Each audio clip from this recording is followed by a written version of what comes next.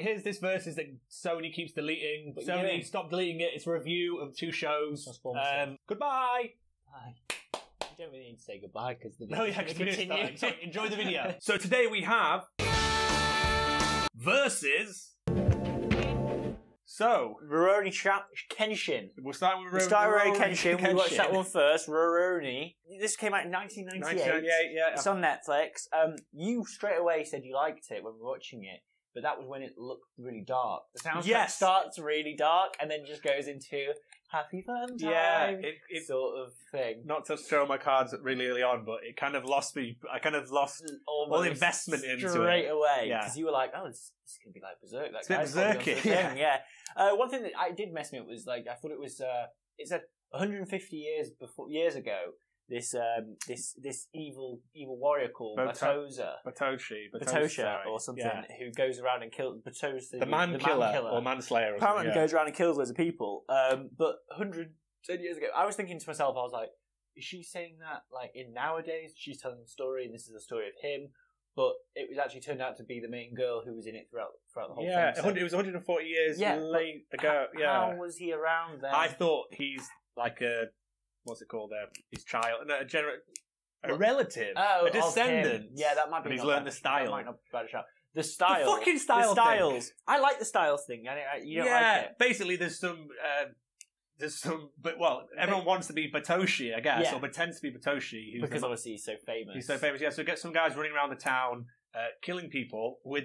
And then basically saying, shouting out what style he's using, he's running away. Well, that makes no sense when he's saying that like that, but on quite a few like martial arts films, like Wu-Tang Clan sort of like style, you got loads of like, I'm using my sword style, I'm using this sword style. It cannot be defeated. But it's kind of like he's just running away.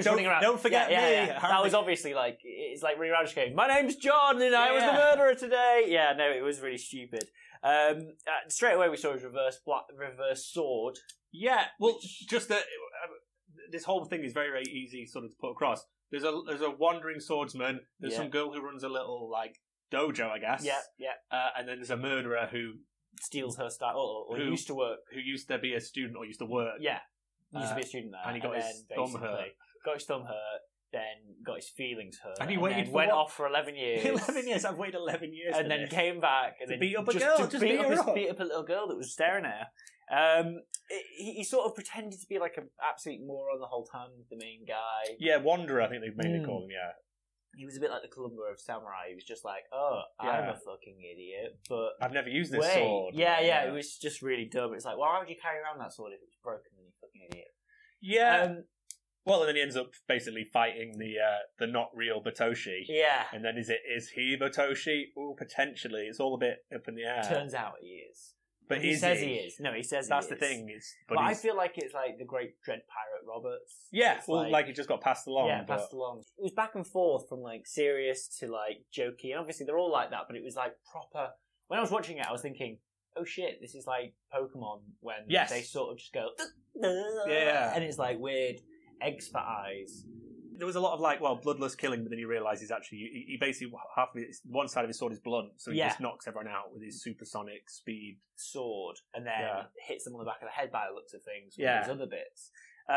It was a bit odd. Anyway, let's move on to the next one. Samurai Champloo. So, Champloo.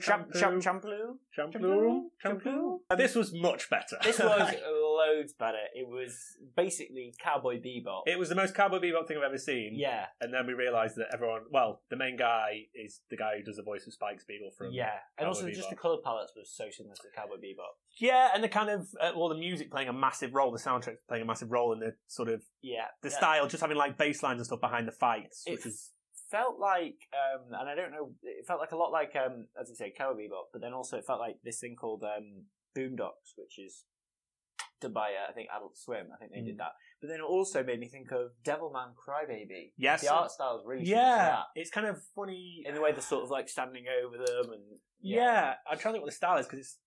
If you ever played Beautiful Joe, the video game. It's not... Yeah, it's a bit like that. It's the thick black outlines and the kind of the colour palettes.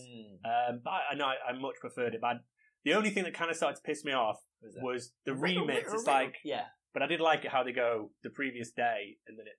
or the day after the previous day. Yeah, it was like the day before. Yeah, and it fast forwards to modern times. You're like, oh shit, this is like a time travel movie. And then you're oh no, fuck, we can't go back. Yeah, no, that was weird though, because the whole time it set me off to be like, oh wait, so they are back in time. Yeah. It's like a day. Is it Westworld? Yeah, I thought it was like that. Like it was super odd. That it was. I feel like the hip hop elements in there were like a huge theme throughout the whole thing. Yeah, well, it was like Cowboy Bebop, where that's just got sort of blues and jazz as its main background, and this one had sort of well, this had a bit of sort of like a bit of like the bassy rhythm. Yeah. Like but that literally the first episode of Cowboy Bebop where he fights the Red Eye guy. Yeah. This baseline kick was like shit. This is exactly the same as the first episode, but obviously different. But really good, all the good points of Cowboy Bebop. It was.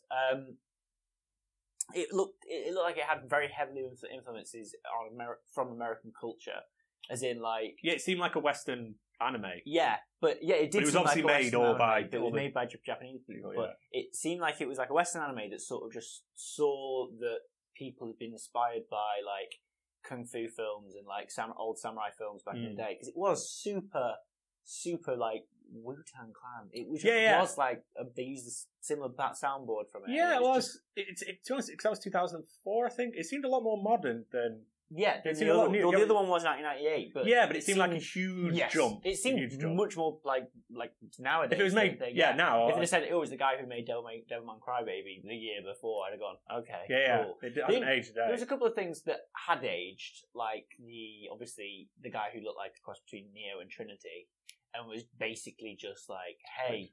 The Matrix is cool. The guy who literally had the little glasses on. Oh, the little glasses guy, Neo I liked mixed. He was cool. I can't remember who the voice of that guy was actually. Everyone in it's quite famous voice actors, but I can't remember who it was. Yeah. There was a weird part that sort of... the first episode was quite cool. Like, the whole pilot was pretty cool, but then they sort of set up for this, like, cutesy little character to join in called Momo. Well, it's suddenly... I completely forgot about Momo. Because it's a girl, but I can't actually remember her name. No, the girl's quite good in it. Yeah. I think it was Pokemon sort of again, where you've got the three main characters who are obviously now going to go off on adventures with their sidekick Momo, who's Pikachu, or... But Momo I wanted more Momo. You wanted more Momo. I wanted less for like Momo. 1 second. Well, that's the thing. It was just like... it was like they were just setting up for Momo to be Momo's the rest a flying squirrel, by the way. Momo essentially just comes up, attacks some guy's face, and she's like, "Thanks, Momo." Momo's like, and fucks off. See you in a bit. Bye, bitch. I've done my part. Yeah. It was good. It was quite good. It helped me throw out suspense. It had some good like time.